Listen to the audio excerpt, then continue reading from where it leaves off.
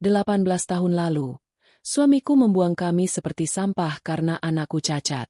Dia tertawa di atas penderitaanku dan memilih wanita lain. Hari ini, roda berputar. Aku kembali untuk melihatnya hancur perlahan, tepat di depan mata anak yang dulu dia hina. Sebelum ceritanya dimulai, silakan tulis di kolom komentar dari daerah mana saja teman-teman yang menonton cerita ini.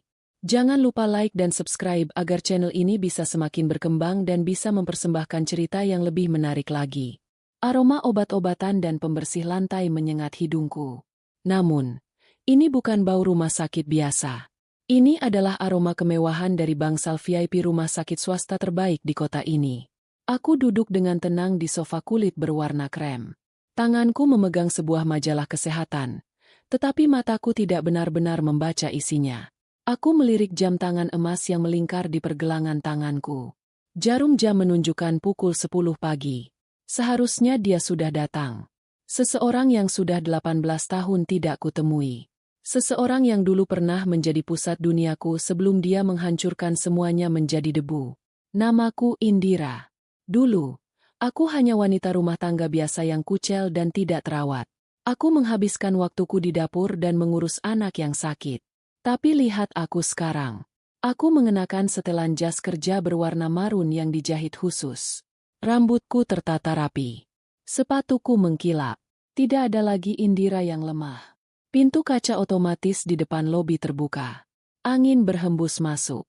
Aku melihat sosok itu. Dia berjalan tertatih-tatih. Penampilannya jauh berbeda dari ingatanku. Dulu dia gagah, tegap, dan selalu membanggakan fisiknya. Sekarang, punggungnya sedikit membungkuk. Kulitnya kusam dan menggelap. Rambutnya yang dulu tebal kini menipis dan memutih. Dia mengenakan kemeja lusuh yang warnanya sudah pudar. Celana bahannya terlihat kebesaran, seolah tubuhnya menyusut drastis. Itu Damar, mantan suamiku. Dia tidak datang sendiri. Ada seorang wanita di sampingnya yang terlihat kesal. Itu pasti Bella, wanita yang merebut Damar dariku. Bella juga terlihat tua dan lelah. Wajahnya yang dulu penuh riasan tebal kini terlihat keriput dan tidak segar. Mereka berdua tampak seperti pasangan yang kalah oleh kehidupan. Damar berjalan menuju meja resepsionis. Dia berdebat pelan dengan petugas administrasi. Aku bisa mendengar suaranya yang serak. Dia batuk beberapa kali. Batuk yang terdengar menyakitkan dan dalam. Itu tanda tubuhnya sedang digerogoti penyakit. Aku menutup majalahku dan meletakkannya di meja. Aku berdiri dan merapikan jas. Aku sengaja berjalan melintasi jalur yang akan mereka lewati. Langkahku tegas. Bunyi hak sepatuku beradu dengan lantai marmer. Tak, tak, tak. Damar menoleh saat mendengar langkah kakiku. Matanya menyipit. Dia menatapku dari ujung kaki hingga ujung kepala. Awalnya dia tampak bingung. Dia mungkin mengira aku adalah salah satu dokter atau pejabat rumah sakit. Namun, ketika mata kami bertemu, aku melihat kilatan pengenalan di matanya. Dia terbelalak. Mulutnya sedikit terbuka. Indira? Panggilnya ragu. Aku berhenti. Aku menatapnya datar. Tidak ada senyum. Tidak ada kemarahan. Hanya tatapan dingin seorang asing. Lama tidak bertemu. Damar. Jawabku singkat. Damar tertawa kecil. Tawa yang terdengar meremehkan. Persis seperti dulu. Dia menyenggol lengan Bella. Lihat, Bel. Ini mantan istriku yang dulu kita usir.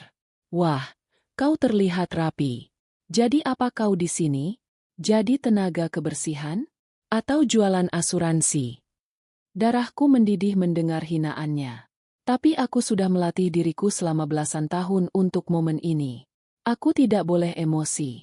Emosi adalah tanda kelemahan. Aku ada urusan bisnis. Jawabku tenang. Damar melangkah lebih dekat. Bau rokok bercampur keringat menguar dari tubuhnya. Dia menatapku dengan tatapan menyelidik yang menjijikan. Bisnis apa? Jual gorengan di kantin. Dia tertawa lagi. Kali ini lebih keras hingga beberapa pengunjung lain menoleh. Jangan sok kaya, Indira. Aku tahu asal-usulmu. Kau cuma wanita kampung yang beruntung pernah kunikahi. Aku tetap diam. Membiarkan dia menumpahkan racunnya. Semakin dia menghina, Semakin manis pembalasanku nanti. Tiba-tiba wajahnya berubah mengejek. Dia melihat ke sekelilingku, seolah mencari sesuatu. Ngomong-ngomong, katanya dengan nada dibuat-buat. Mana anak cacatmu itu? Siapa namanya? Satria? Ya, si kaki bengkok itu. Tanganku mengepal di samping tubuh. Dia boleh menghinaku, tapi menghina anakku adalah kesalahan fatal. Dia punya nama, Damar. Kataku tajam. Halah, Damar mengibaskan tangan. Paling juga sudah mati, kan? Anak penyakitan seperti itu mana mungkin bertahan lama. Apalagi dengan ibunya yang miskin sepertimu. Pasti dia sudah mati karena tidak ada biaya berobat, kan? Bella ikut terkekik geli. Sudahlah, Mas. Jangan diungkit. Kasihan dia. Mungkin dia kesini mau minta sumbangan buat bayar utang bekas pengobatan anaknya. Damar tertawa terbahak-bahak. Suaranya menggema di lobi yang hening. Benar juga. Indira. Kalau anak cacatmu sudah mati, baguslah. Beban hidupmu berkurang. Kau harusnya berterima kasih padaku karena sudah menceraikanmu. Kalau tidak, kau tidak akan bisa bebas begini. Kata-kata itu meluncur begitu mudah dari mulutnya. Dia menyebut kematian anak kandungnya sendiri sebagai sebuah keberuntungan. Dia menyebut anakku sebagai beban. Setan pun mungkin akan malu mendengar ucapan sejahat itu. Orang-orang di sekitar kami mulai berbisik-bisik. Mereka menatap Damar dengan pandangan tidak suka. Tapi Damar tidak peduli. Dia merasa dirinya paling hebat.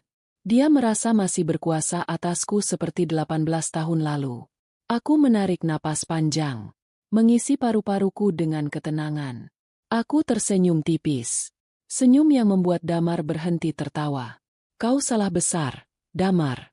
Kataku pelan tapi penuh penekanan. Apanya yang salah? Tantangnya. Anakku masih hidup. Dia tumbuh menjadi pria yang jauh lebih hebat daripada ayah kandungnya. Jawabku. Damar mendengus. Hebat? Hebat minta-minta di lampu merah? Dengan kaki cacat begitu, dia bisa kerja apa? Kau akan segera tahu, kataku. Aku melirik jam tanganku lagi. Dan satu lagi, Damar, kau sebaiknya menjaga mulutmu. Rumah sakit ini punya aturan ketat soal ketertiban. Kau tidak mau diusir sebelum diperiksa, kan? Wajah Damar memerah. Dia tidak suka digurui. Kau mengancamku? Kau pikir kau siapa? Aku pasien di sini. Aku bayar. Kau bayar? Tanyaku dengan nada sangsi. Kudengar kau kesini pakai surat keterangan tidak mampu untuk minta keringanan biaya. Mata Damar melotot. Dia kaget aku tahu rahasianya. Bella langsung terlihat gugup. Dari mana kau tahu? Sentak Bella. Aku tidak menjawab. Aku hanya mengangkat bahu. Dinding di sini punya telinga. Sudahlah, nikmati waktumu menunggu. Damar, semoga dokter yang menanganimu nanti berbaik hati. Aku memutar tubuhku. Aku melangkah pergi meninggalkan mereka. Aku belum selesai bicara, teriak Damar. Aku tidak menoleh. Aku terus berjalan menuju lift khusus staf. Aku menempelkan kartu aksesku. Pintu lift terbuka. Aku masuk dan berbalik. Sebelum pintu tertutup, aku melihat Damar masih berdiri di sana dengan wajah merah padam karena marah. Dia tidak tahu apa-apa. Dia tidak tahu bahwa dia baru saja masuk ke kandang singa. Dia tidak tahu bahwa anak cacat yang dia hina itu ada di gedung ini. Dia tidak tahu bahwa nasib nyawanya sekarang ada di tangan kami. Di dalam lift yang bergerak naik, aku melihat pantulan wajahku di cermin. Mataku berkaca-kaca. Bukan karena sedih, tapi karena amarah yang tertahan. Ingatan masa lalu itu kembali menyeruak. Kata-kata, anak cacat, dan sudah mati, tadi membuka luka lama yang belum kering. Luka dari 18 tahun lalu. Luka saat malam hujan badai itu. Malam di mana dia menghancurkan hatiku dan hati anakku. Aku memejamkan mata. Bayangan masa lalu itu berputar kembali seperti film hitam putih di kepalaku. Aku harus mengingatnya. Aku harus mengingat setiap detail rasa sakit itu. Itu adalah bahan bakar utamaku. Itu adalah alasan kenapa aku berdiri di sini sekarang, dengan kekuasaan untuk menghancurkannya. Tunggu saja, Damar. Kau bertanya mana anakku? Kau akan bertemu dengannya. Dan saat itu terjadi, kau akan berharap bumi menelanmu bulat-bulat. Lift membawaku naik, tetapi pikiranku meluncur mundur ke masa lalu. 18 tahun yang lalu. Saat itu aku masih berusia 25 tahun. Kami tinggal di sebuah rumah kontrakan kecil di pinggiran kota. Rumah itu lembab dan cat dindingnya sudah mengelupas. Tapi aku berusaha membuatnya nyaman demi Satria, anak kami yang baru berusia 5 tahun. Malam itu hujan turun sangat deras. Petir menyambar-nyambar, membuat kaca jendela bergetar. Satria sedang duduk di lantai, bermain dengan mobil-mobilan kayu bututnya. Kakinya yang kecil terlihat berbeda. Kaki kanannya tidak berkembang sempurna, membuatnya harus merangkak atau berjalan dengan sangat susah payah. Pintu depan terbanting keras. Damar pulang. Dia basah kuyup. Tapi bukan air hujan yang membuat wajahnya terlihat mengerikan. Itu adalah ekspresi kebencian. Dia tidak mengucapkan salam. Dia langsung melempar tas kerjanya ke kursi. Dia berjalan ke arah meja makan di mana aku sedang menyiapkan teh hangat. Aku muak. Indira, teriaknya tiba-tiba. Aku tersentak kaget. Teh panas sedikit tumpah ke tanganku. Ada apa, Mas? Kenapa baru pulang langsung marah? Aku muak dengan hidup miskin ini. Aku muak dengan rumah bau ini. Dan aku paling muak melihat dia. Damar menunjuk ke arah Satria. Satria yang kaget langsung memeluk mainannya. Dia menatap ayahnya dengan mata ketakutan. Bapak. Cicitnya pelan. Jangan panggil aku bapak, bentak Damar. Aku malu punya anak sepertimu. Lihat kakimu itu. Menjijikan. Teman-temanku di kantor semua anaknya normal.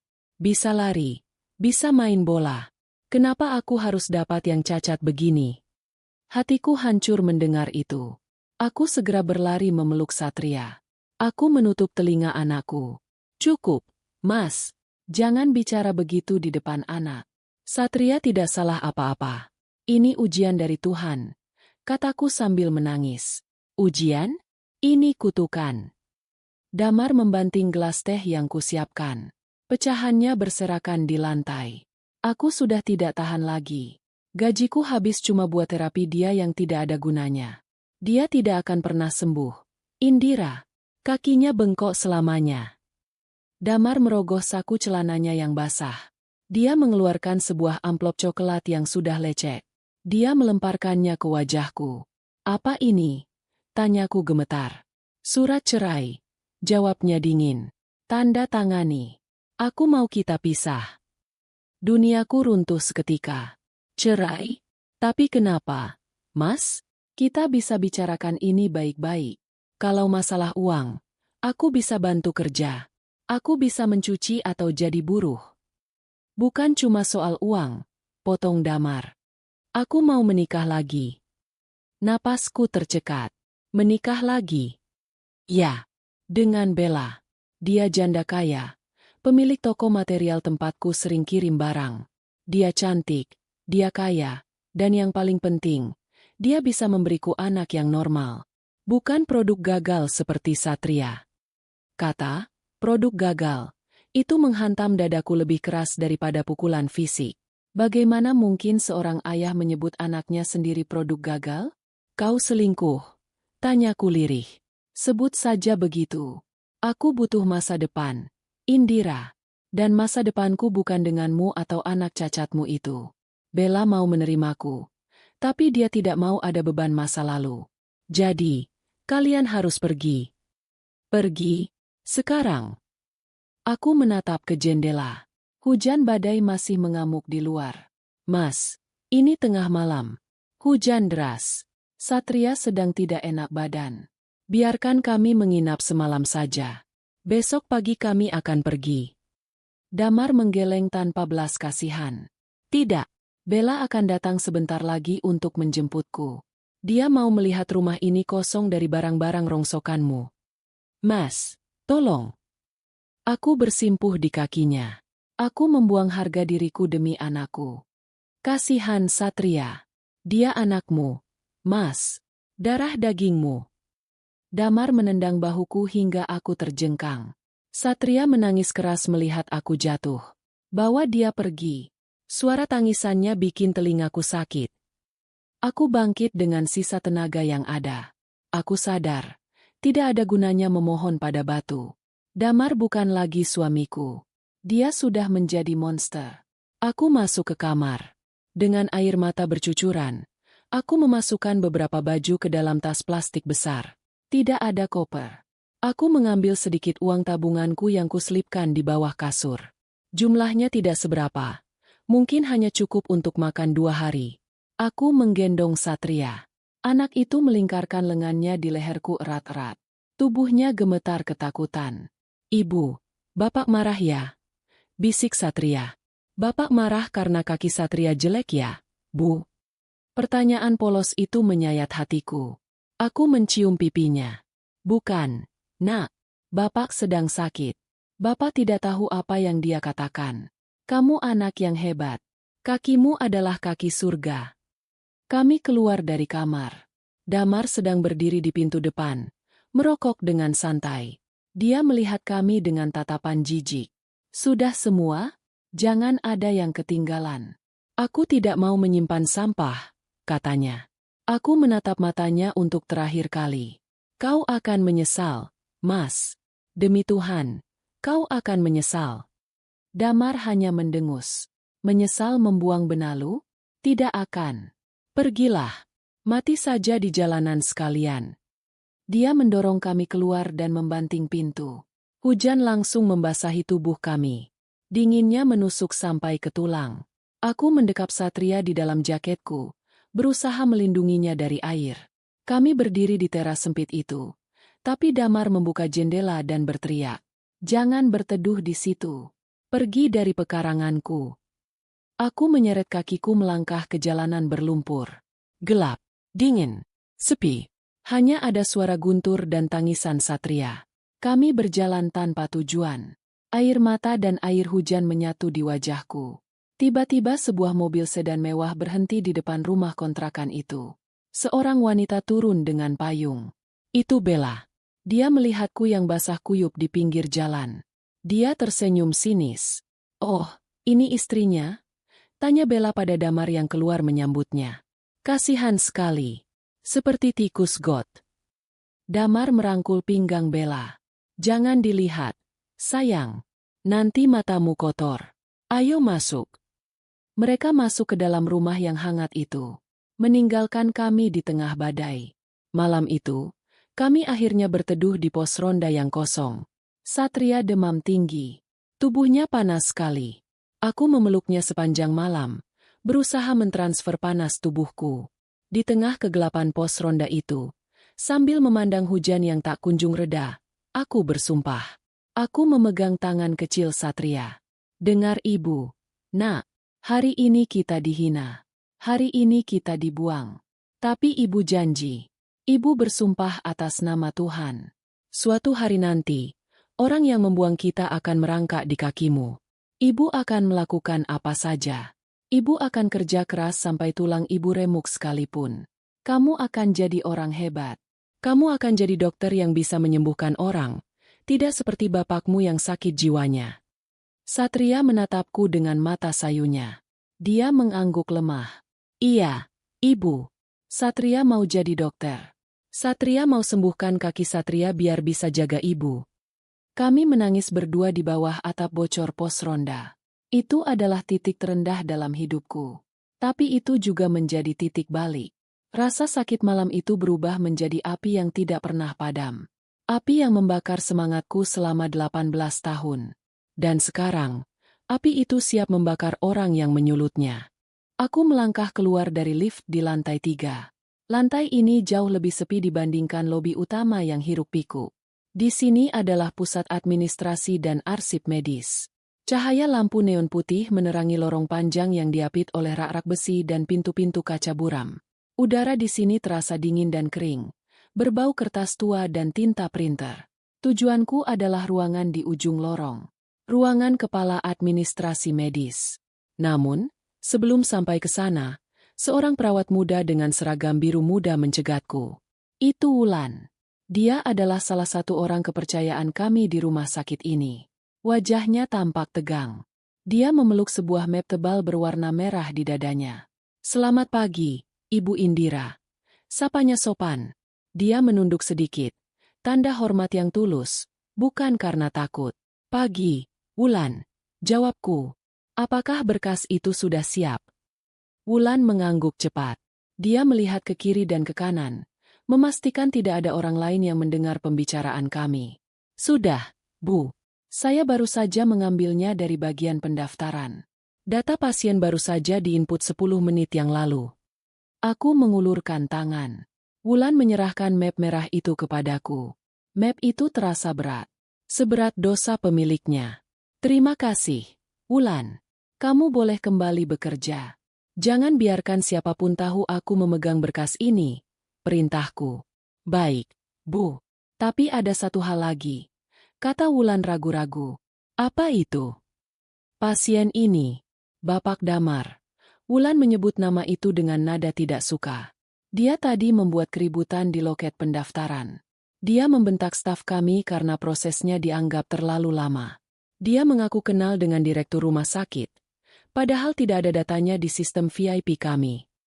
Aku tersenyum miring. Kebiasaan lama memang sulit hilang. Damar selalu merasa dirinya raja, bahkan ketika dia tidak punya istana. Biarkan saja, Wulan. Anggap itu hiburan sebelum pertunjukan utama. Kembalilah ke posmu. Wulan mengangguk dan bergegas pergi. Aku membawa map itu masuk ke sebuah ruangan kosong yang biasa digunakan untuk rapat kecil. Aku duduk di kursi putar, meletakkan map itu di atas meja kaca yang mengkilap. Jantungku berdebar kencang. Bukan karena takut, tetapi karena antusiasme. Ini adalah momen yang kutunggu.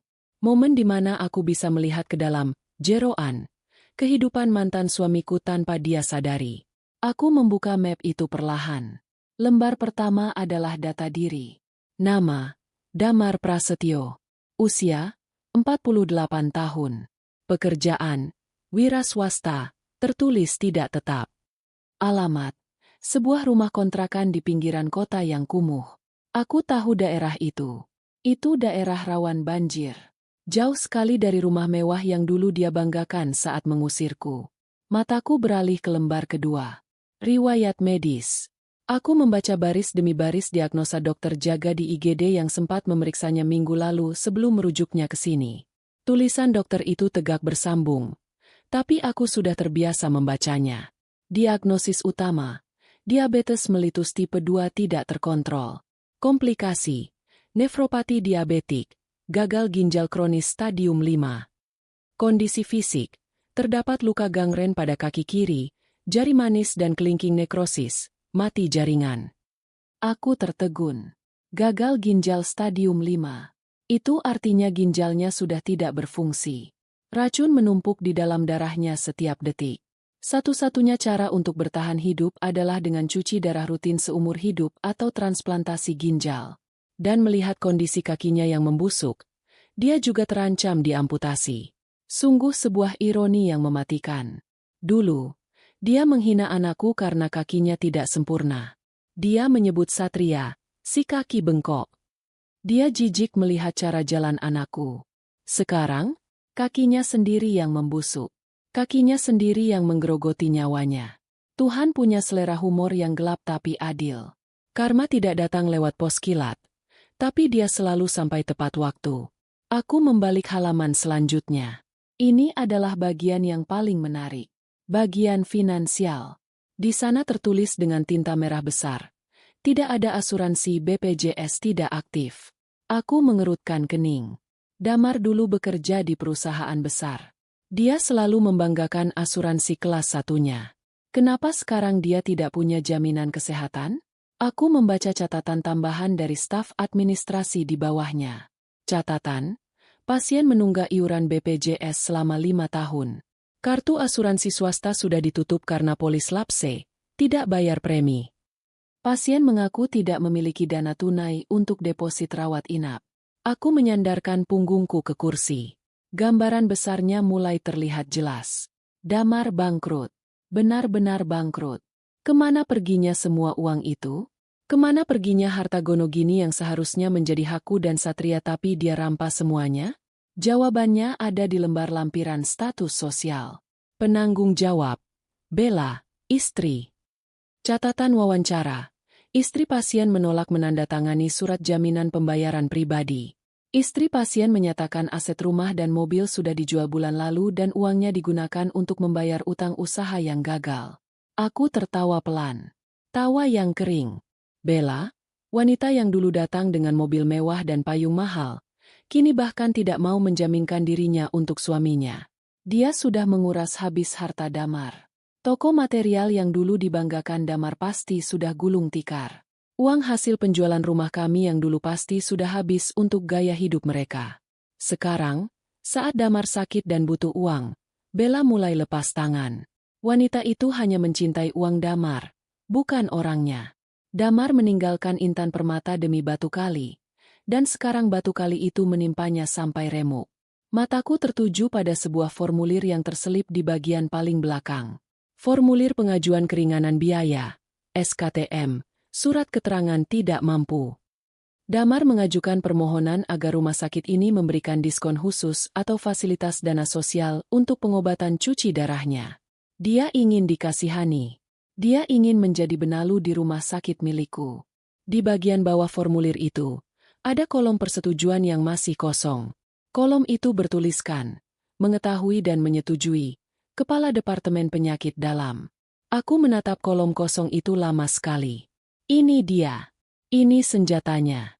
Damar tidak bisa mendapatkan pengobatan di sini tanpa tanda tangan itu. Dia tidak punya uang. Dia tidak punya asuransi. Dia hanya punya permohonan ini. Hidup dan matinya bergantung pada tanda tangan kepala departemen. Dan dia tidak tahu siapa kepala departemen di rumah sakit ini. Aku menutup map merah itu dengan bunyi gedebuk yang memuaskan.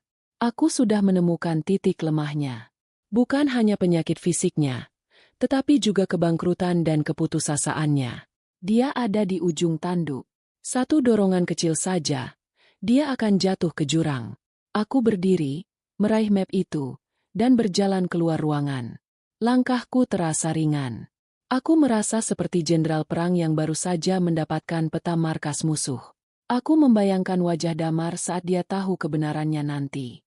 Aku membayangkan wajahnya saat dia menyadari bahwa orang yang memegang pena untuk menandatangani nasibnya adalah orang yang dulu dia sebut sampah. Aku berjalan menyusuri lorong menuju sayap timur rumah sakit. Sayap eksekutif. Di sana, anakku sedang bekerja. Anakku yang dulu dihina, kini menjadi penentu takdir ayahnya. Sepanjang perjalanan, aku mengingat kembali perjuangan kami. Aku ingat bagaimana aku bekerja menjadi tukang cuci piring di 3 restoran sekaligus. Aku ingat tangan Satria yang kecil membantuku melipat baju tetangga yang kami laundry. Aku ingat malam-malam di mana kami hanya makan nasi dengan garam agar uangnya bisa ditabung untuk biaya kuliah kedokteran Satria. Kami merangkak dari lumpur. Kami berdarah-darah untuk sampai di titik ini. Dan sekarang, orang yang melempar kami ke lumpur itu datang meminta tolong dengan tangan kotornya. Tidak semudah itu, Damar. Tidak semudah itu. Aku sampai di depan sebuah pintu kayu jati yang kokoh dan besar. Di pintunya terdapat plakat emas yang berkilau tertimpa cahaya lampu. Dr. Satria Abimanyu, SPPDKGH Spesialis Penyakit Dalam, Konsultan Ginjal Hipertensi. Aku mengelus nama itu dengan bangga. Ini adalah nama anakku. Nama yang dibesarkan dengan air mata dan doa seorang ibu yang terbuang. Aku mengetuk pintu itu 3 kali. Ketukan yang mantap.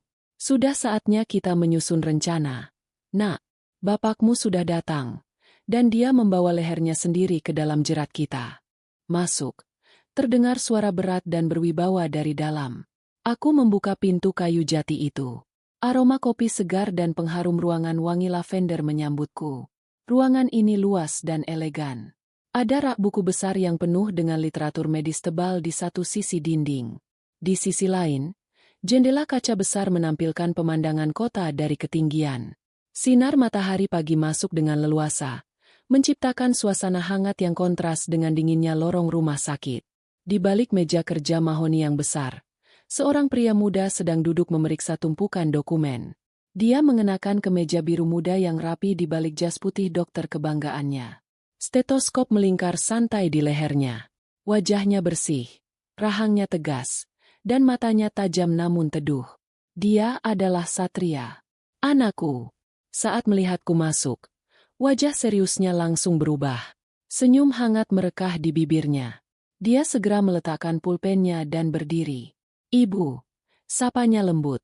Dia berjalan memutar meja untuk menghampiriku. Langkahnya tegap. Jika diperhatikan dengan sangat teliti, memang masih ada sedikit ketidakseimbangan pada langkah kaki kanannya. Bekas operasi koreksi tulang yang kami lakukan 5 tahun lalu. Tapi dia tidak lagi menyeret kakinya. Dia tidak lagi butuh tongkat. Dia berdiri tegak, setinggi 180 cm, jauh lebih tinggi dariku. Dia memelukku erat. Bau parfum maskulin dan antiseptik menguar dari tubuhnya. Aku menepuk punggungnya pelan. Kamu sibuk, nak? Tanyaku sambil melepaskan pelukan. Untuk ibu, aku selalu punya waktu. Jawabnya sambil menuntunku duduk di sofa tamu yang empuk di sudut ruangan. Ada apa, Bu? Tumben ibu ke ruangan praktek jam segini? Biasanya ibu sibuk mengecek laporan keuangan di kantor direksi. Aku duduk dan meletakkan map merah yang sejak tadi kubawa di atas meja kopi. Satria melirik map itu sekilas, lalu menatap mataku. Dia cerdas. Dia langsung tahu ada sesuatu yang serius dari ekspresi wajahku. Ada pasien VIP. Tanya Satria menebak. Bisa dibilang begitu. Tapi bukan VIP karena uangnya. Jawabku penuh arti. Tapi karena masa lalunya. Satria mengerutkan kening. Maksud ibu? Aku mendorong map merah itu ke arahnya. Bacalah. Kamu akan mengerti. Satria mengambil map itu. Dia membukanya dengan gerakan tenang seorang profesional. Matanya memindai baris pertama data pasien. Aku melihat perubahan drastis di wajahnya. Awalnya tenang, lalu matanya membelalak sedikit. Rahangnya mengeras. Tangannya yang memegang kertas itu mencengkeram lebih erat hingga kertasnya sedikit kusut. Dia terdiam lama, mematung menatap nama yang tertera di sana. Damar Prasetyo. Nama yang mungkin sudah dia coba hapus dari ingatannya, tapi terpatri sebagai sumber trauma masa kecilnya. Satria menarik napas panjang, lalu menghembuskannya kasar lewat hidung. Dia tidak berkata apa-apa, tapi dia terus membaca halaman-halaman berikutnya. Dia membaca diagnosis penyakit, kondisi komplikasi, hingga bagian finansial yang menyedihkan itu. Setelah selesai, dia menutup map itu perlahan. Dia meletakkannya kembali di meja, lalu menatapku. Matanya berkilat. Ada campuran antara kemarahan, kepedihan, dan ketidakpercayaan. Dia ada di sini, tanya Satria. Suaranya rendah, bergetar menahan emosi. Di ruang tunggu bawah, jawabku. Bersama istrinya, si Bella itu. Satria mendengus sinis. Dia berdiri dan berjalan menuju jendela besar. Dia membelakangiku, menatap pemandangan kota di bawah sana. Gagal ginjal stadium 5, gumam Satria. Diabetes tak terkontrol. Kakinya busuk. Dia menoleh padaku. Wajahnya keras. Ibu tahu apa yang dia katakan padaku dulu? Malam itu, dia bilang kakiku menjijikan.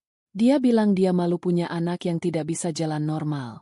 Dan sekarang, dia akan kehilangan kakinya sendiri. Itu hukuman Tuhan, Satria, kataku pelan. Dan dia minta keringanan biaya. Satria menunjuk map itu dengan dagunya. Dia minta tanda tanganku untuk menyelamatkan nyawanya yang tidak berharga itu. Benar. Tanpa tanda tanganmu, dia tidak bisa cuci darah di sini. Rumah sakit lain pun akan menolaknya karena dia tidak punya uang muka. Nyawanya ada di ujung penamu. Satria kembali duduk di depanku. Dia mencondongkan tubuhnya ke depan. Apa yang ibu ingin aku lakukan? Mengusirnya? Menolaknya? Aku bisa saja menyuruh satpam membuangnya ke jalanan sekarang juga. Sama seperti dia membuang kita dulu. Aku menggeleng. Itu terlalu mudah. Nak, kalau kita mengusirnya sekarang, dia hanya akan merasa jadi korban. Dia tidak akan sadar siapa kita. Dia tidak akan merasakan sakit yang sesungguhnya. Lalu, terima dia masuk. kataku dingin. Biarkan dia masuk ke ruang periksa. Biarkan dia berharap. Biarkan dia berpikir dia akan ditolong oleh dokter yang baik hati. Berikan dia harapan setinggi langit. Lalu jatuhkan dia sekeras-kerasnya. Satria terdiam sejenak, mencerna rencanaku. Perlahan, sebuah senyum tipis muncul di wajahnya. Bukan senyum ramah seorang dokter, tapi senyum seorang anak yang siap menuntut keadilan. Aku mengerti, kata Satria. Aku tidak akan menyetujui formulir keringanan biayanya lewat staf administrasi. Aku akan memanggilnya masuk ke sini. Aku akan memeriksanya sendiri. Tepat sekali, sahutku. Dia belum tahu kau dokter di sini. Dia tidak tahu nama lengkapmu di sistem. Dia hanya tahu dia butuh persetujuan. Kepala departemen. Buat dia gemetar ketakutan dengan diagnosis medisnya. Buat dia merasa kecil. Satria mengangguk. Aku akan menjelaskan betapa parah kondisinya. Aku akan memberitahunya bahwa tanpa pengobatan mahal, dia akan mati pelan-pelan dan menyakitkan. Aku akan melihat ketakutan di matanya. Dan saat dia sudah putus asa, tambahku, saat dia memohon belas kasihan, saat itulah kau buka identitasmu. Satria menyandarkan punggungnya lagi. Dia memandang kedua tangannya. Tangan seorang ahli bedah dan spesialis yang sudah menyelamatkan ratusan nyawa. Tangan yang dulu pernah memegang mainan kayu butut sambil menangis di bawah hujan. Ibu ingat tidak? Tanya Satria tiba-tiba. Suaranya melembut. Waktu kita tinggal di kontrakan petak yang atapnya bocor itu? Waktu ibu sakit tifus tapi tidak mau ke dokter karena uangnya ibu simpan buat bayar biaya terapiku. Mataku memanas mengingat masa-masa sulit itu. Ibu ingat. Waktu itu aku berpikir, kenapa bapakku jahat sekali? Apa salahku? Aku sempat benci pada kakiku sendiri, Bu. Aku sempat ingin memotong kakiku sendiri biar ibu tidak susah mengurusku. Air mataku menetes satu. Aku segera menghapusnya. Jangan bicara begitu, Nak. Tapi ibu yang menguatkanku, lanjut Satria. Ibu bilang kakiku adalah kaki surga. Ibu kerja pagi siang malam sampai tangan ibu kasar. Ibu tidak pernah menyerah padaku. Jadi, hari ini bukan cuma soal balas dendamku. Ini soal pembelaan harga diri ibu. Dia mengambil map merah itu lagi. Kali ini dia memegangnya dengan mantap. Aku akan melakukannya. Aku akan menemuinya. Aku akan pastikan dia tahu bahwa anak cacat yang dia buang itu sekarang adalah satu-satunya orang yang bisa menolongnya, dan aku akan memilih untuk tidak menolongnya. Aku tersenyum bangga. Anakku sudah dewasa.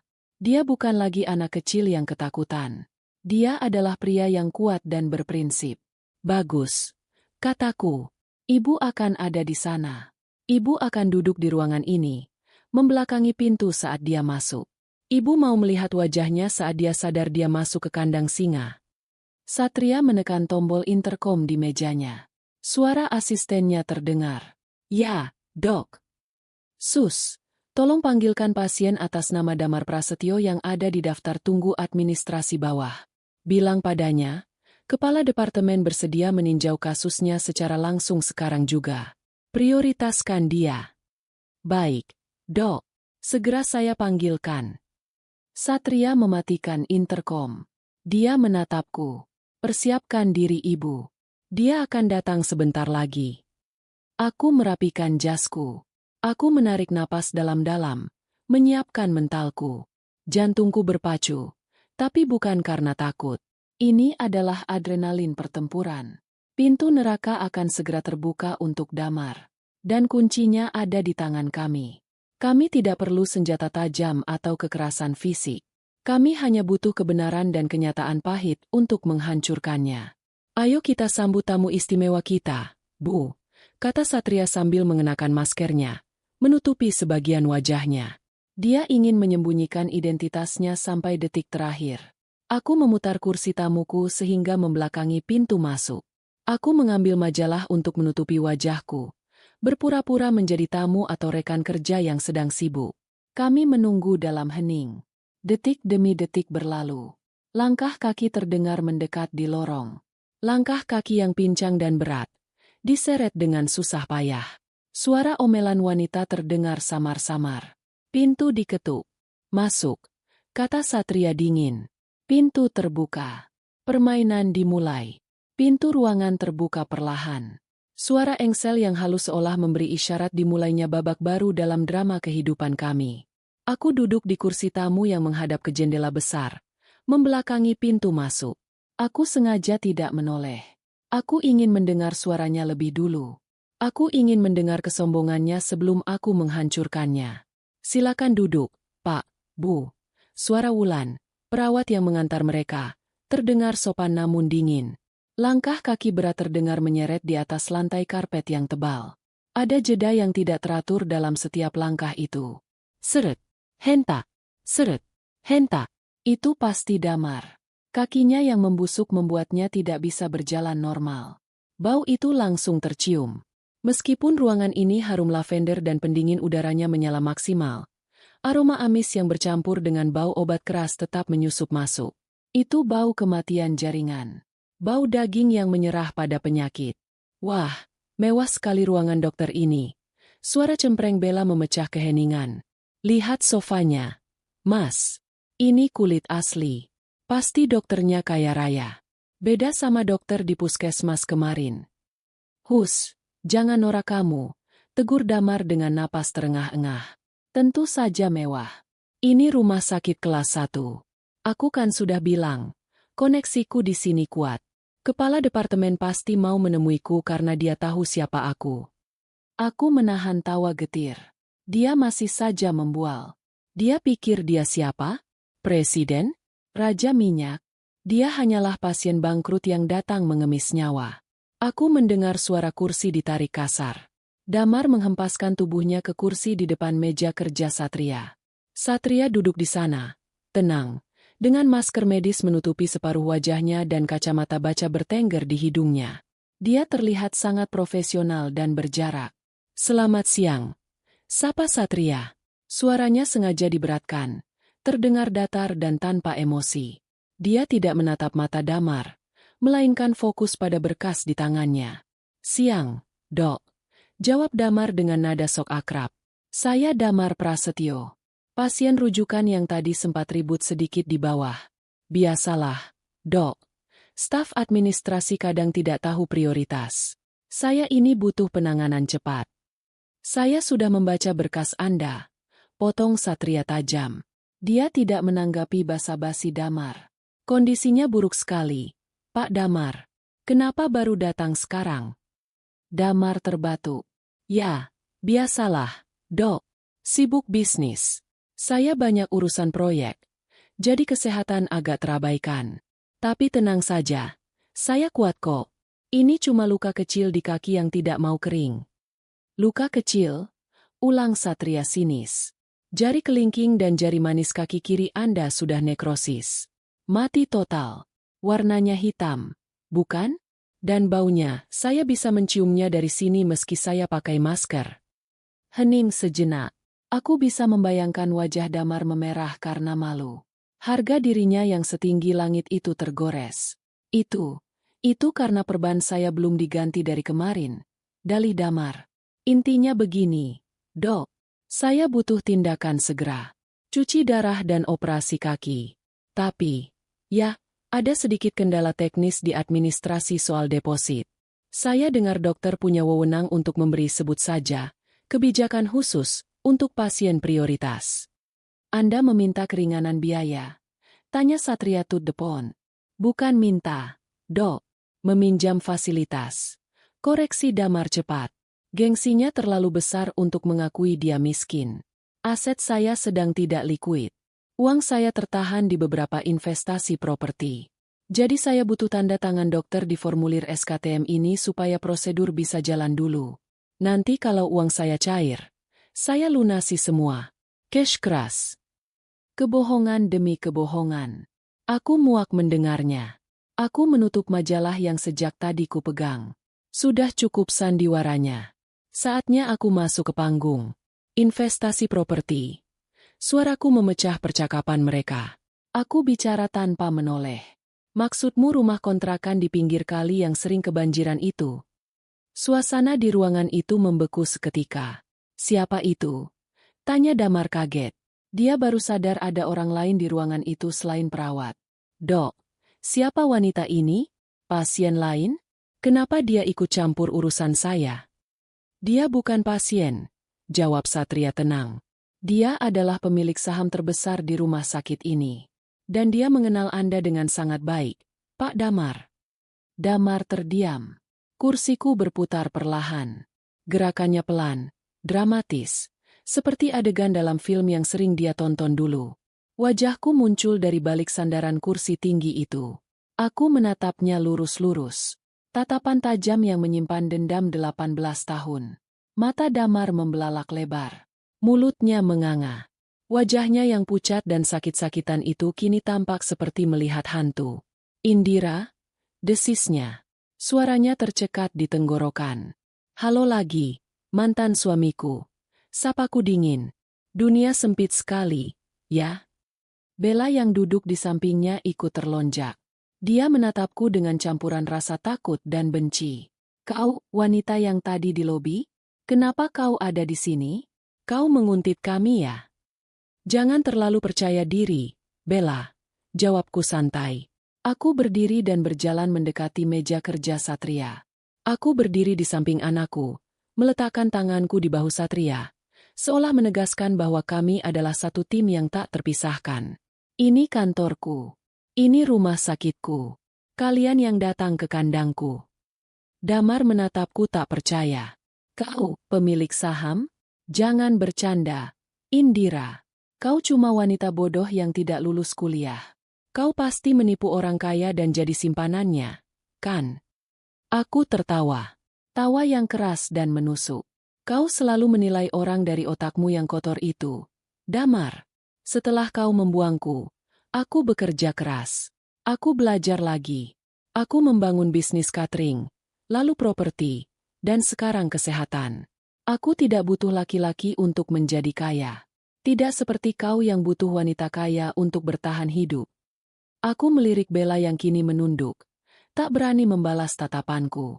Aku mengambil berkas medis Damar dari meja Satria. Aku membukanya kasar. Mari kita bicara fakta, Damar. Lupakan bualan soal investasi dan proyek. Mari bicara soal tubuhmu yang sedang membusuk ini. Aku membacakan isi berkas itu dengan lantang, seolah sedang membacakan vonis hukuman mati. Gula darah sewaktu. 450. Itu angka yang mengerikan. Damar, darahmu itu isinya gula kental, bukan lagi darah merah. Ginjalmu, kreatinin di angka 12. Normalnya di bawah 1,5. Ginjalmu sudah jadi batu karang. Tidak berfungsi sama sekali. Kau tahu artinya apa? Damar gemetar. Keringat dingin mulai bercucuran di dahinya. Hentikan. Artinya tubuhmu sekarang sedang meracuni dirinya sendiri. Lanjutku tanpa ampun. Setiap detik kau bernapas, racun urea menumpuk di otakmu, di jantungmu, di paru-parumu.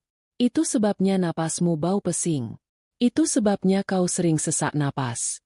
Kau sedang tenggelam dalam kotoranmu sendiri. Diam kau, bentak Damar. Dia mencoba berdiri, tapi kakinya terlalu sakit. Dia kembali terduduk sambil meringis. Aku berjalan memutar, mendekati kursinya. Aku berdiri tepat di samping telinganya. Dan kakimu. Esu. Kau bilang luka kecil? Jaringan di sana sudah mati. Damar. Busuk. Bakteri sedang memakan dagingmu sampai ke tulang. Kalau tidak dipotong segera, bakterinya akan naik ke darah. Namanya sepsis. Dan kalau itu terjadi, kau akan mati dalam hitungan jam. Cukup, teriak Damar. Dia menutup telinganya dengan kedua tangan. Aku tidak mau dengar. Dokter, lakukan sesuatu. Jangan biarkan wanita gila ini bicara. Dia menatap Satria dengan tatapan memohon.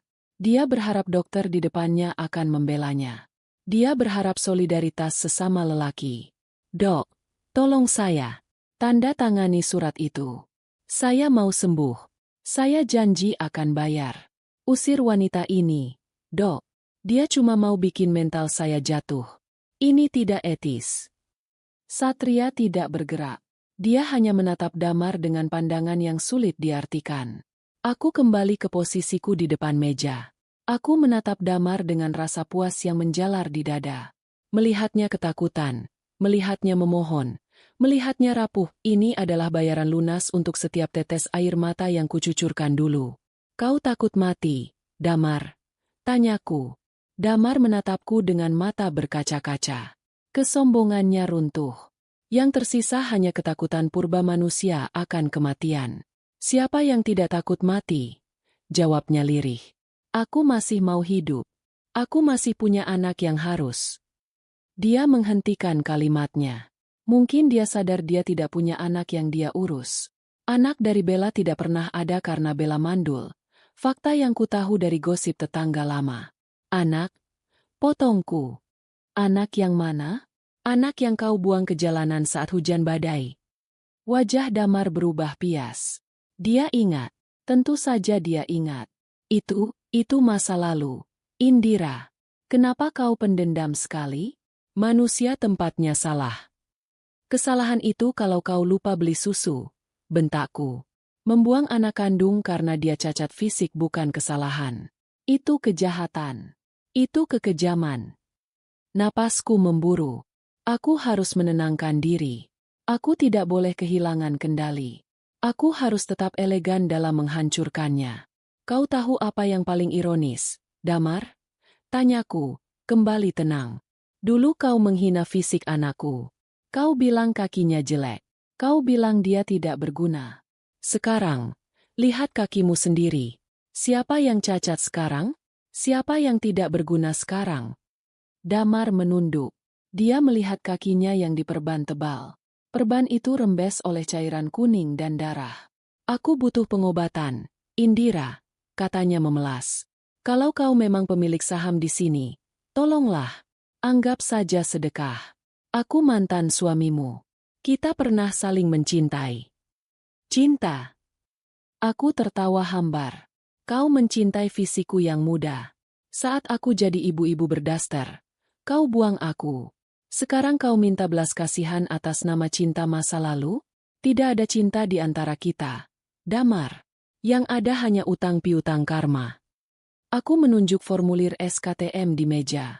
Kau mau tanda tangan itu? Kau mau nyawamu diselamatkan? Damar mengangguk cepat. Iya, tolong. Aku akan lakukan apa saja. Apa saja? Apa saja? Aku akan minta maaf. Aku akan sujud di kakimu kalau perlu. Aku tersenyum tipis. Bukan padaku kau harus bersujud, tapi pada orang yang punya wewenang medis di ruangan ini. Aku menoleh pada Satria. Aku mengangguk pelan. Ini saatnya. Panggung sudah siap. Mental Damar sudah hancur. Dia sudah putus asa. Dia sudah siap menerima pukulan terakhir yang akan mematikan jiwanya sebelum penyakit mematikan raganya. Satria perlahan mengangkat tangannya. Dia menyentuh tali maskernya. Gerakannya lambat, penuh kesengajaan. Dia melepas kacamata bacanya dan meletakkannya di meja. Damar menatap dokter itu dengan bingung. Dia belum mengerti apa yang sedang terjadi. Dia masih berpikir dokter itu adalah orang asing yang netral. Kau bilang kau mau hidup, Pak Damar? Tanya Satria. Suaranya berubah. Tidak lagi berat dan dibuat-buat. Itu suara aslinya. Suara yang mungkin samar-samar diingat Damar dari masa lalu. Namun kini lebih dewasa. Iya, Dok. Saya mau hidup. Jawab Damar. Sayang sekali, kata Satria sambil menurunkan maskernya sepenuhnya, menampilkan wajahnya secara utuh.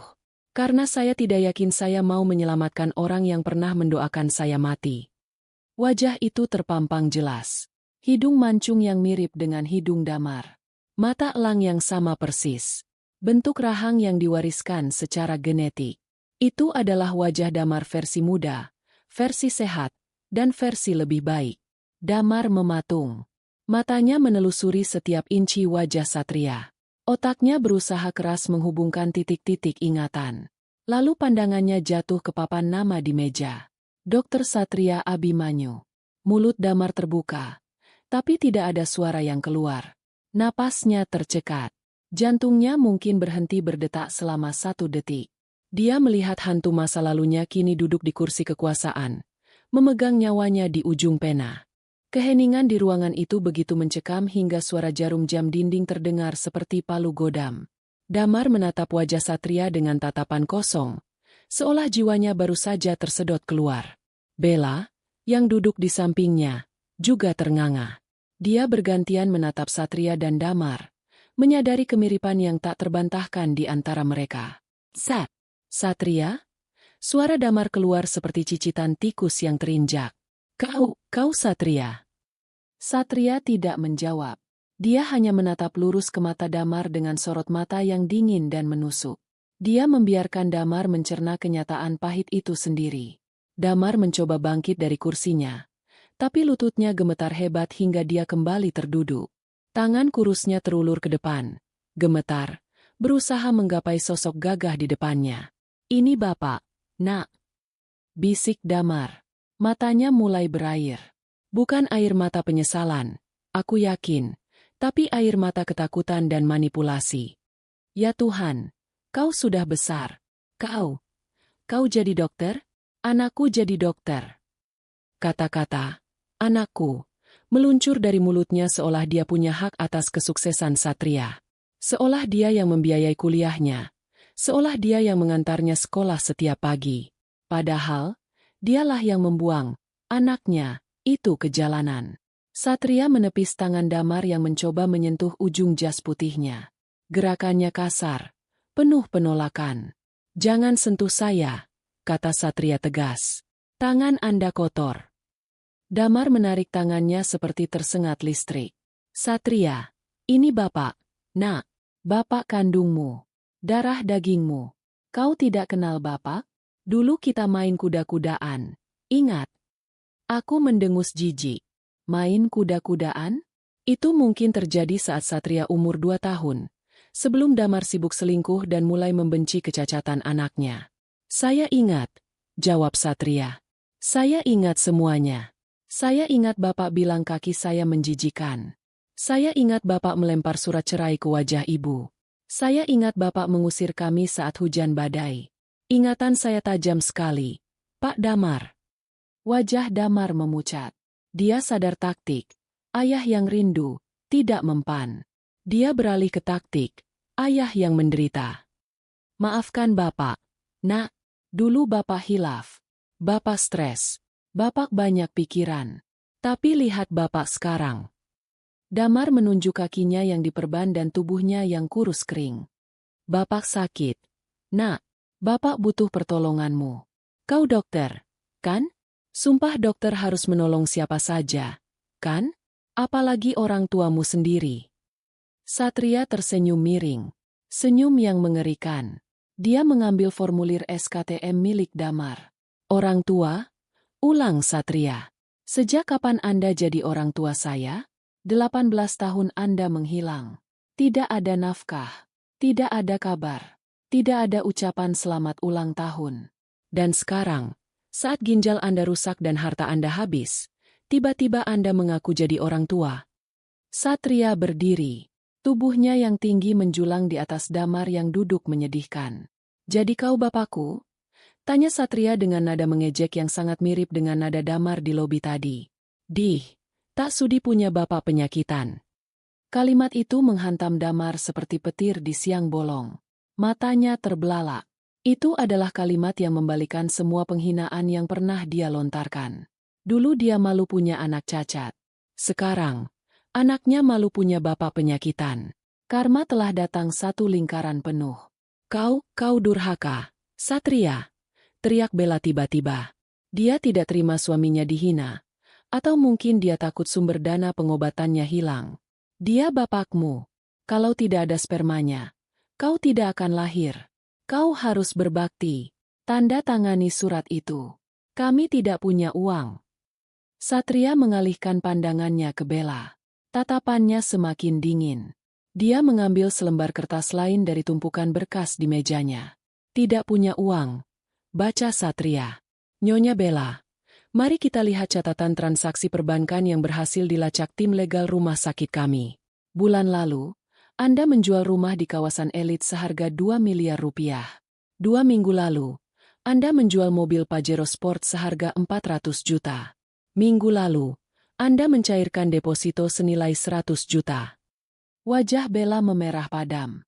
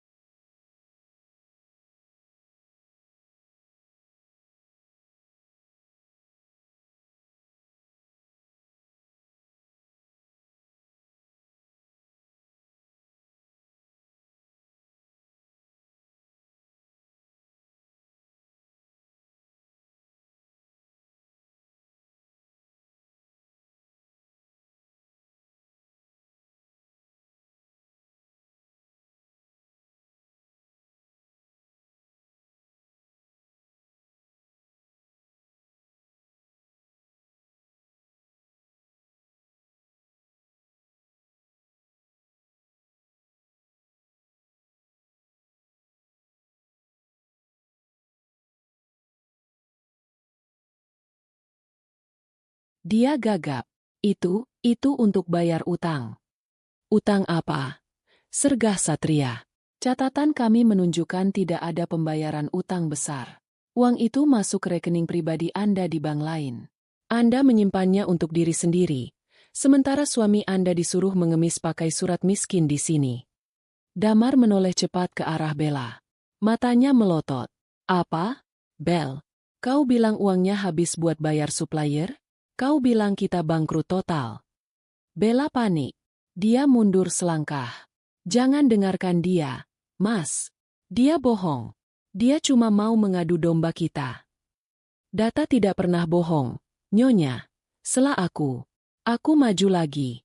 Kami punya bukti transfernya. Kau sedang bersiap-siap meninggalkan Damar, kan? Kau tahu dia akan mati sebentar lagi. Jadi kau amankan hartanya. Kau mau jadi janda kaya raya. Sementara suamimu mati membusuk di rumah sakit kumuh. Bajingan kau, Bella, teriak Damar.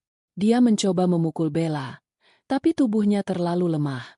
Dia hanya bisa mengayunkan tangan di udara. Kau tipu aku. Aku tinggalkan istri yang baik demi kau. Dan sekarang kau rampok aku. Salah sendiri kau sakit-sakitan. Balas Bella berteriak. Topengnya terlepas sudah. Aku capek ngurusin kau. Tiap hari ganti perban. Bau busuk. Ngompol. Uangmu sudah habis. Damar. Kau cuma beban. Tahu begini aku tidak sudi nikah sama kau. Pertengkaran pecah di ruangan itu. Suami istri yang dulu bersatu untuk menghancurkan hidupku, kini saling mencabik satu sama lain seperti anjing liar berebut tulang. Aku dan Satria hanya menonton dengan tangan terlipat di dada. Pemandangan yang sangat memuaskan. Cukup, bentak Satria. Suaranya menggelegar, menghentikan keributan mereka. Satria memegang formulir SKTM itu dengan kedua tangan. Saya tidak peduli dengan drama rumah tangga kalian. Keputusan saya sudah bulat, kata Satria. Damar kembali menatap Satria dengan penuh harap. Nah, Satria, tolong Bapak, lupakan perempuan ular ini. Bapak akan ceraikan dia. Bapak akan kembali pada ibumu. Kita bisa jadi keluarga lagi. Tolong, tanda tangani surat itu. Bapak mau cuci darah. Bapak sakit sekali. Damar menangis sesenggukan. Air lendir keluar dari hidungnya. Dia benar-benar menyedihkan. Satria menatap kertas di tangannya. Lalu, dengan gerakan perlahan dan pasti, dia merobek kertas itu menjadi dua. Krek! Suara kertas robek itu terdengar sangat nyaring di ruangan yang hening. Mata Damar hampir copot melihatnya. Tidak, apa yang kau lakukan? Satria merobeknya lagi. Dan lagi. Sampai formulir itu menjadi serpihan-serpihan kecil seperti sampah. Dia menjatuhkan potongan kertas itu ke lantai. Tepat di depan sepatu butut Damar. Aplikasi Anda ditolak, kata Satria dingin. Rumah sakit ini bukan lembaga sosial untuk pengkhianat. Dan saya, Dr. Satria Abimanyu, menolak menangani pasien yang tidak memiliki etika dan hati nurani. Kau membunuhku. Bisik Damar gemetar. Kau membunuh bapakmu sendiri. Anda sudah mati 18 tahun lalu bagi saya, jawab Satria tanpa keraguan. Saat Anda membunuh masa kecil saya, Anda juga membunuh hak Anda sebagai ayah. Silakan cari rumah sakit lain. Tapi saya jamin, dengan rekam medis seburuk ini dan tanpa uang sepeser pun, tidak akan ada yang mau menerima Anda. Satria menekan tombol intercom.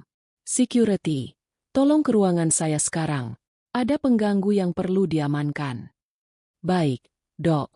Suara dari intercom menjawab sigap. Damar merosot dari kursinya. Dia berlutut di lantai, di antara serpihan kertas harapannya yang hancur. Dia mencoba memeluk kaki Satria. Kaki yang dulu dia hina. Ampun, Nak, ampun. Jangan usir Bapak. Bapak takut mati. Nya. Satria memundurkan kakinya. Tidak membiarkan sedikit pun sentuhan terjadi. Wajahnya datar, sekeras batu. Dia sudah mematikan rasa ibanya khusus untuk orang ini. Berdirilah, kata Satria. Simpan tenagamu untuk berjalan keluar. Kau butuh itu. Dua orang petugas keamanan bertubuh tegap masuk ke ruangan. Bawa mereka keluar, perintah Satria. Dan pastikan mereka tidak mengganggu pasien lain di lobi. Petugas itu langsung mengangkat Damar yang lemas. Damar meronta-ronta sambil berteriak memanggil namaku dan nama Satria. Indira, maafkan aku. Satria, anakku, jangan begini. Aku bapakmu. Suaranya semakin menjauh saat dia diseret keluar lorong. Bella berlari mengikuti di belakangnya. Bukan untuk menolong, tapi karena takut ditangkap juga. Dia bahkan tidak menoleh pada suaminya yang sedang diseret. Pintu tertutup. Keheningan kembali menyelimuti ruangan. Aku menatap Satria. Bahunya yang tegap perlahan turun. Dia menghela napas panjang, seolah melepaskan beban berat yang sudah dia panggul separuh hidupnya. Dia menatapku. Matanya berkaca-kaca, tapi ada senyum lega di bibirnya. Sudah selesai, Bu, katanya pelan. Aku berjalan mendekatinya dan memeluknya erat. Belum selesai, Nak. Ini baru permulaan dari kehancuran mereka. Tapi bagian kita bagian kita sudah menang. Aku merasakan tubuh anakku gemetar sedikit dalam pelukanku. Betapapun kuatnya dia, mengusir ayah kandung sendiri tetaplah hal yang emosional. Tapi dia melakukan apa yang harus dilakukan. Dia memutus rantai racun yang selama ini mengikat kami. Di lantai bawah, drama sesungguhnya baru akan dimulai. Damar akan dipertontonkan di depan umum saat diseret keluar. Dan aku tidak sabar untuk melihat babak terakhir itu. Lift turun dengan kecepatan sedang, membawa kami kembali ke lantai dasar. Aku berdiri di samping Satria. Wajah anakku masih terlihat tegang, rahangnya mengeras. Namun sorot matanya jauh lebih tenang dibandingkan sebelumnya. Di belakang kami, 2 petugas keamanan lain bersiaga. Meski Damar dan Bella sudah dibawa turun lebih dulu oleh tim pengamanan sebelumnya. Kau siap menghadapi sirkus di bawah? Tanyaku pelan. Satria mengangguk mantap. Aku sudah siap selama 18 tahun, Bu. Hari ini kita selesaikan semuanya. Aku tidak mau ada sisa-sisa masa lalu yang menghantui kita lagi. Pintu lift berdenting dan terbuka. Suara keributan langsung menyambar telinga kami. Lobi rumah sakit yang biasanya tenang kini berubah menjadi pasar. Kerumunan orang melingkar di tengah ruangan. Suara teriakan Damar menggema, memantul di dinding marmer yang mewah. Tolong! Tolong saya! Ada dokter gila di sini, teriak Damar. Aku dan Satria melangkah keluar. Kami tidak langsung mendekat. Kami berdiri di undakan tangga lobi, melihat panggung drama yang sedang dimainkan Damar. Damar sedang berbaring di lantai, menolak diseret keluar oleh satpam. Dia meronta-ronta seperti orang kesurupan.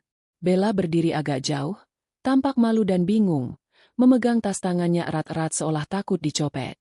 Pengunjung rumah sakit, pasien, keluarga pasien, hingga staf, menonton dengan wajah penasaran.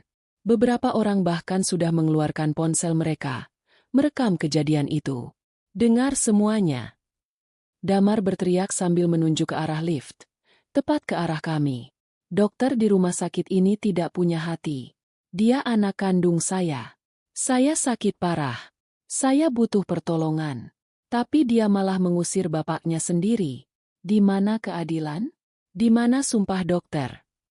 Bisik-bisik mulai terdengar di antara kerumunan. Beberapa ibu-ibu menatap Damar dengan iba. Bagaimanapun, melihat orang tua sakit yang tergeletak di lantai memang memancing rasa kasihan. Damar tahu itu.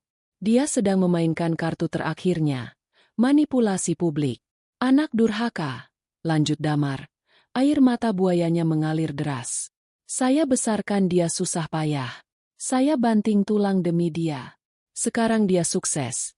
Dia lupa sama orang tua. Dia malu punya bapak miskin dan sakit-sakitan. Darahku mendidih mendengar kebohongannya. Dia memutarbalikkan fakta dengan sangat lancar. Aku hendak maju untuk membungkam mulutnya. Tapi tangan Satria menahanku. Biar aku saja, Bu, kata Satria. Ini panggungku. Satria berjalan menuruni tangga. Langkahnya tenang dan berwibawa. Jas putihnya berkibar sedikit saat dia berjalan membelah kerumunan. Orang-orang yang melihatnya langsung menepi, memberi jalan. Aura kepemimpinan dan karisma Satria begitu kuat. Kontras sekali dengan Damar yang kotor dan histeris di lantai. Satria berhenti tepat di depan Damar. Dia berdiri tegak, memandang ke bawah. Berhentilah bersandiwara, Pak Damar. Suara Satria tenang, tapi terdengar jelas di seluruh lobi yang mendadak hening. Damar mendongak. Dia melihat kamera-kamera ponsel yang mengarah padanya. Dia merasa mendapat angin. Lihat, ini dia orangnya. Seru Damar pada kerumunan. Ini anak saya, Dokter Satria. Lihat betapa sombongnya dia berdiri di situ sementara bapaknya ngesot di lantai. Kau tidak takut kualat? Hah? Kerumunan mulai riuh. Ada yang mencemooh Satria. Wah, parah banget dokternya. Masak bapak sendiri diusir. Ingat dosa, Dok. Satria tidak goyah sedikit pun. Dia mengangkat tangannya, meminta ketenangan.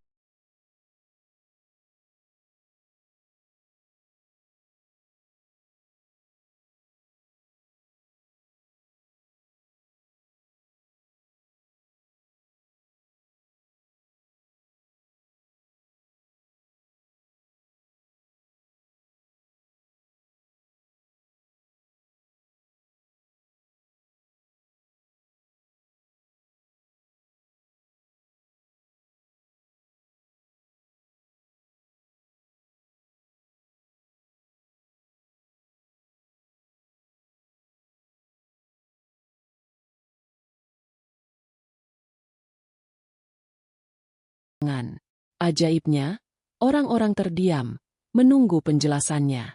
Bapak-bapak, ibu-ibu, Satria bicara dengan lantang dan sopan. Orang ini mengaku sebagai ayah saya. Benar, secara biologis, dia menyumbangkan spermanya. Tapi mari saya ceritakan apa yang dia lakukan 18 tahun lalu. Damar mencoba memotong. Jangan dengarkan dia. Dia pembohong. Diam. Bentakku dari belakang. Suaraku menggema. Aku berjalan menyusul Satria. Biarkan anakku bicara. Satria menunjuk kakinya sendiri. Kalian lihat saya berdiri tegak? Dulu, kaki saya tidak begini. Saya lahir dengan cacat bawaan. Kaki kanan saya bengkok. Saya tidak bisa berjalan normal. Satria menatap tajam ke mata Damar. 18 tahun lalu, saat hujan badai, pria ini pulang ke rumah. Dia melempar surat cerai ke wajah ibu saya. Dia bilang, dia jijik punya anak cacat. Dia bilang dia malu pada teman-temannya. Dia bilang saya produk gagal. Dan malam itu juga, dia mengusir saya dan ibu saya keluar dari rumah. Tanpa uang, tanpa baju ganti. Di tengah hujan lebat. Suasana lobi berubah mencekam. Orang-orang yang tadi mencemooh kini terdiam, menatap Damar dengan pandangan berubah. Saya demam tinggi malam itu, lanjut Satria. Suaranya mulai bergetar menahan emosi. Ibu saya menggendong saya berteduh di pos ronda karena kami tidak punya tempat tujuan. Sementara pria ini, dia memasukkan wanita lain ke rumah kami. Wanita itu. Satria menunjuk Bella yang sedang berusaha menyelinap pergi di antara kerumunan. Tangkap wanita itu, teriakku. 2 orang satpam segera menghadang Bella. Bella menjerit histeris. Bukan urusanku. Aku tidak tahu apa-apa. Lepaskan aku. Wanita itu, Bella, adalah selingkuhannya, kata Satria. Mereka hidup mewah di atas penderitaan kami. Selama 18 tahun, tidak sekalipun pria ini mencari saya. Tidak 1 rupiah pun dia kirimkan untuk makan saya. Ibu saya bekerja sebagai buruh cuci untuk membiayai operasi kaki saya. Ibu saya yang berjuang sendirian. Satria menunduk, menatap Damar yang kini wajahnya pucat pasi. Dan sekarang, saat hartanya habis dikuras wanita itu, saat ginjalnya rusak karena gaya hidupnya sendiri, dia datang ke sini. Dia minta saya, anak yang dia sebut sampah dan cacat, untuk membiayai pengobatannya secara gratis. Dia minta saya melupakan 18 tahun penyiksaan batin itu. Satria bertanya pada kerumunan. Apakah itu adil? Apakah saya durhaka jika saya menolak menolong orang yang mencoba membunuh masa depan saya? Tidak, teriak seseorang dari kerumunan. Aku menoleh. Itu Pak RT. Pak RT dari lingkungan kontrakan lama kami. Kebetulan yang luar biasa. Atau mungkin takdir Tuhan. Dia sedang ada di sana memegang obat. Pak RT yang sudah tua itu maju dengan wajah merah padam karena marah. Saya saksi hidupnya. Seru Pak RT lantang. Dia menunjuk Damar. Saya ingat kamu. Damar kan? Kamu yang mengusir Bu Indira malam-malam. Saya yang menemukan mereka menggigil di pos ronda paginya. Saya yang bantu mereka cari kontrakan petak. Warga sekampung benci sama kamu karena kelakuan bejatmu itu. Kesaksian Pak RT adalah paku terakhir di peti mati reputasi Damar. Kerumunan langsung berbalik arah. Rasa kasihan berubah menjadi kemurkaan. Dasar bapak tidak tahu diri. Sudah tua, bau tanah, masih jahat. Usir saja. Jangan kotori rumah sakit ini. Cemoohan itu datang bertubi-tubi. Botol air mineral kosong dilempar seseorang dan mengenai kepala Damar. Damar menutupi kepalanya dengan tangan, meringkuk seperti tikus yang tertangkap basah. Bella yang melihat situasi makin kacau mencoba melepaskan diri lagi. Mas Damar, aku pergi. Urus dirimu sendiri. Damar mendengar itu. Dia panik. Bel, jangan tinggalkan aku. Uangku ada di kamu. Bel. Damar mencoba merangkak mengejar Bella. Dia menarik kaki Bella hingga wanita itu terjatuh. Mereka bergulat di lantai lobi. Pemandangan yang sangat memalukan. Saling cakar, saling maki. Kembalikan uangku, maling, teriak Damar. Uangmu sudah habis buat judimu juga, tua bangka. Balas Bella menjambak rambut Damar. Aku menatap mereka dengan perasaan kosong. Dulu, mereka adalah raksasa yang menakutkan bagiku. Sekarang, mereka hanya dua orang menyedihkan yang saling menghancurkan. Tidak ada lagi rasa takut. Tidak ada lagi rasa sakit hati. Yang ada hanya rasa jijik. Amankan mereka. Perintah Satria pada kepala keamanan. Serahkan wanita itu ke polisi atas tuduhan penggelapan aset yang sedang kami selidiki. Dan bawa pria itu keluar dari area rumah sakit sejauh mungkin. 4 petugas keamanan langsung bergerak sigap. Mereka memisahkan Damar dan Bella. Bella diseret ke arah pos polisi rumah sakit sambil menangis-nangis. Damar diangkat paksa dan dibawa menuju pintu keluar. Satria, Indira, jangan lakukan ini. Lolongan Damar terdengar makin jauh. Aku sakit. Kakiku sakit. Ampun. Suaranya lenyap ditelan pintu kaca otomatis yang tertutup. Lobi kembali hening sesaat. Sebelum akhirnya suara tepuk tangan terdengar. Satu orang bertepuk tangan, lalu diikuti yang lain, hingga seluruh lobi bergemuruh. Mereka bukan bertepuk tangan karena kekejaman, tapi karena keadilan telah ditegakkan. Mereka bertepuk tangan untuk seorang anak yang berhasil membela ibunya. Satria tidak tersenyum.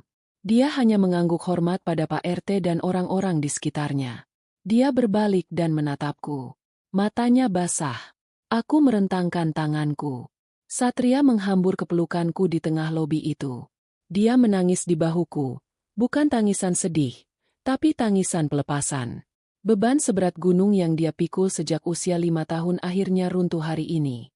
Kau hebat, nak, bisikku. Kau hebat sekali. Kita menang, Bu. Isaknya pelan.